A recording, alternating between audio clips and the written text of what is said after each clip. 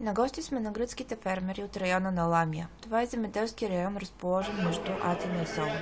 Вече втора седмица фермерите тук са разположили тракторите си покрай магистралите.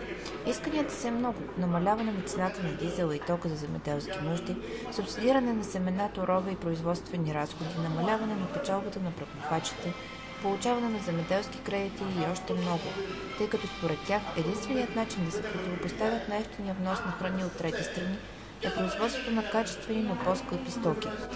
Подробно за тях, исканията им и интервю с фермерите ще прочетете в Гласът на фермера.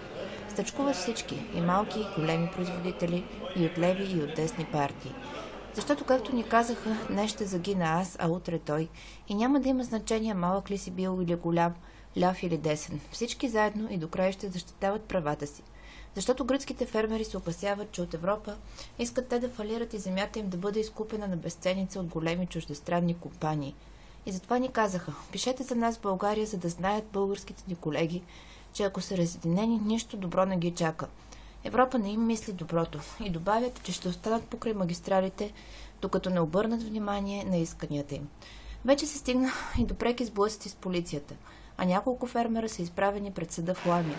Но фермерите този път са единодушни. Дори и да се стигне до бой, те няма да отстъпят, защото положението е вече въпрос на оцеляване за много от производителите.